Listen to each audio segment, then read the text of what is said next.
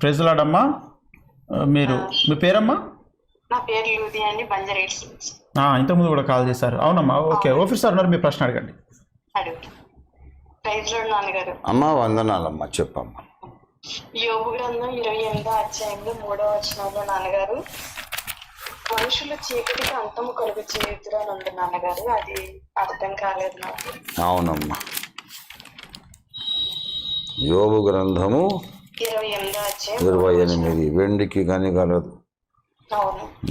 మనుషులు చీకటికి అంతము కలుగజేయుదురు, గాఢాంధకారములోను మరణాంధకారంలోను ఉండు రత్నములను వెదకుచు వారు భూమ్యాంతముల వరకు సంచరింతురు. ఇదంతా కూడా మైనింగ్, గనులు త్రవ్వే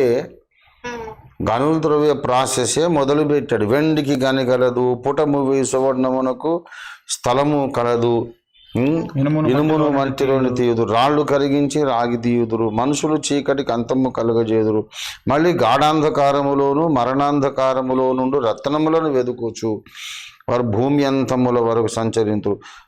జనులు తిరుగు స్థలములకు చాలా దిగువగా, గనులన్నీ కింద ఉంటాయి కదమ్మా, మనుషులు సొరంగము త్రవ్వుదురు, అప్పుడు వారు పైన సంచరించి వారి చేత మరువబడుదురు. అచ్చట వారు మానవులకు దూరముగా ఉండి అటు ఇటు అల్లాడుచుందురు.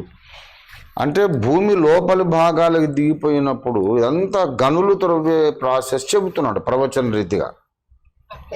మరి అంత లోతుకు పోయిన తర్వాత అక్కడ చీకటే ఉంటుంది కదా, సూర్యకాంతి పడదు కదమ్మా. భూమి లోపల సొరంగం తవ్వి లోపలికి మనుషులు సంచరించే పై పొరకు చాలా దిగువకి వెళ్ళిపోయినప్పుడు సూర్యకాంతి ఉండదు.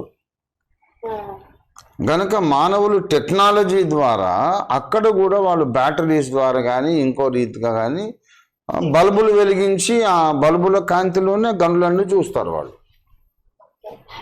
అంటే ఒక రాబోతున్న సైంటిఫిక్ డెవలప్మెంట్ గురించినటువంటి ప్రవచనం ఇది. నాన్నగారు ఇంకొక మాట, సంపూర్ణత పరిపూర్ణత ఒకటేనా? దాదాపు ఒకటే, సినానిమ్స్, ఆశీర్వదించి దీవించి అన్నట్టు. నేను శిక్షించి దండించేదని అంటే ఒకటే కదా, పర్యాయ పదాలు. అదే పరిపూర్ణత, అది ఒకసారి అడగాలనిపించింది. అమ్మా, గాడ్ బ్లెస్ యూ. ఓకే అమ్మా.